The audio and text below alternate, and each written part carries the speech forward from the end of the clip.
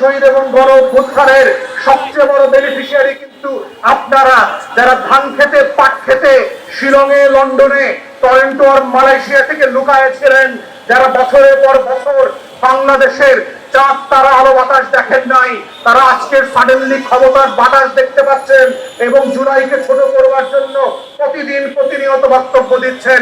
মনে রাখবেন, এই হীনমন্যতা আপনাদেরকে একের পর এক ভুল সিদ্ধান্ত নিতে বাধ্য করবে এবং তরুণদেরকে আবার খেপিয়ে তোলবার জায়গা করবেন। তার একটা টুকরা গত কয়েকদিনে আপনারা দেখেছেন, শিক্ষা ব্যবস্থা নিয়ে যেই ছিনিমিনি করবার চেষ্টা করে তরুণরা একটা অংশ আবার রাস্তায় নেমে এসেছে।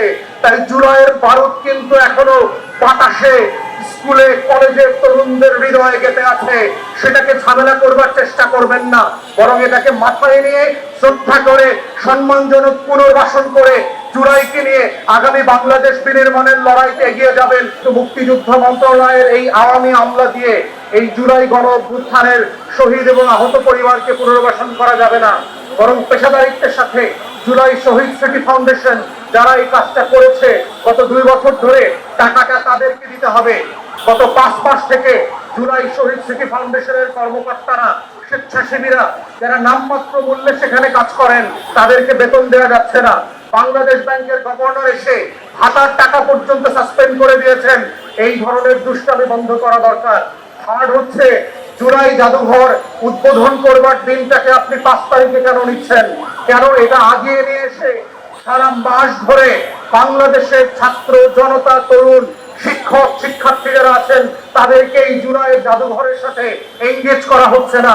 আপনারা কি এটাকে শোকে পালন করবার জায়গা হিসেবে নিচ্ছেন, না গণ অভ্যুত্থানের উদযাপন আকারে নিচ্ছেন? এই জায়গাগুলোতে কিন্তু আমরা দেখতে পাচ্ছি বর্তমান সরকার একটা দায় সারা অনুষ্ঠান আয়োজন করছে। আমরা নিন্দা জানাচ্ছি। জাতিসংঘ তাদের মানবাধিকার রিপোর্টে 1400+ শহীদের কথা বলেছে, কিন্তু বাংলাদেশ সরকার, অন্তর্বর্তীকালীন সরকার, ডকুমেন্টেশনের যে শর্ত আছে রাষ্ট্রের, এই শর্ত পূরণ করতে না পারবার কারণে যেটা হচ্ছে যে এখনো 850-র বেশি শহীদের তালিকা প্রস্তুত করা যায় নাই। এবং দুঃখজনকভাবে হলো সত্য যে এই তালিকাটা করবার জন্য অন্তর্বর্তীকালীন সরকার খুবই একটা আনপ্রফেশনাল মেথডে কাজটা করেছেন। কিছু ছাত্র গণ অভ্যুত্থানের পক্ষের ছেলে মেয়েদেরকে একটা কমিটি করে দিয়ে এই কাজটা করবার চেষ্টা করা হয়েছে, যেই কাজটার সাথে আসলে পুরো রাষ্ট্রের গুরুত্বপূর্ণ শাখা, ইউনিট, অ্যাডমিনিস্ট্রেশনের যারা সংযুক্ত ছিলেন না।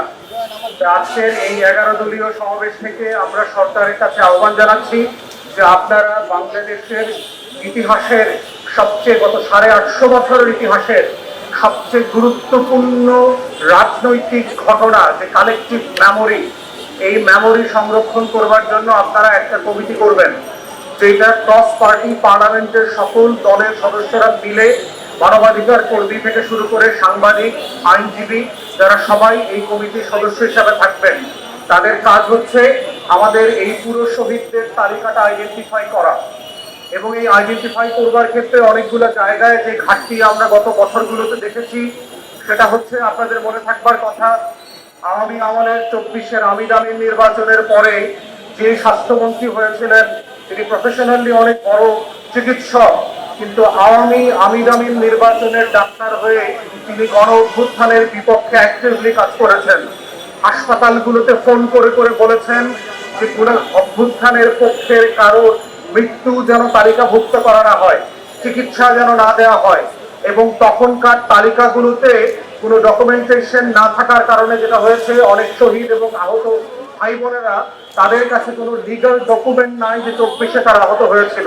কিন্তু একই সময়ে ছাত্রলীগের হেলমেট পরা গুন্ডা বাহিনীদেরকে আমরা দেখেছি, তারা ইতিমধ্যে অনেকেই শহীদদের তালিকায় নাম ঢুকিয়ে ফেলেছেন। আমার এলাকাতে আমি এক সাবেক ছাত্রলীগ নেতার নাম ইতিমধ্যে খুঁজে পেয়েছি, যার কবর জিয়ারত আমি করে ফেলেছি। অতএব এই কমিটিকে সিরিয়াসলি দেখতে হবে যে ডাবগাছ থেকে পড়ে যে শহীদ হয়েছে তিনি যেন এই শহীদদের তালিকায় স্থান না পান।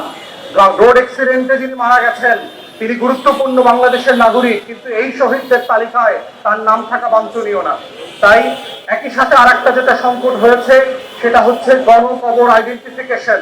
আমরা দেখেছি যে 128-29 জন শহীদকে এই রয়ের বাজারে এনে রাতের বেলা যেভাবে গণকবরে কবরস্থ করা হয়েছে, মাতুয়াইলে, জুরাইনে, নারায়ণগঞ্জে, মুন্সিগঞ্জ সহ দেশের বিভিন্ন জেলাতে এই গণকবরের আইডেন্টিফিকেশন, ডিএনএ স্যাম্পলিং এখনো সমাধান করা হয় নাই। তৃতীয়ত হচ্ছে, যারা আহত, পঙ্গু হয়েছেন, প্রতিবন্ধী হয়েছেন, অন্ধ হয়েছেন, তাদের পুনর্বাসনের যে কার্যক্রম সেটা থেমে আছে। আপনারা বাজেট বরাদ্দ করেছেন,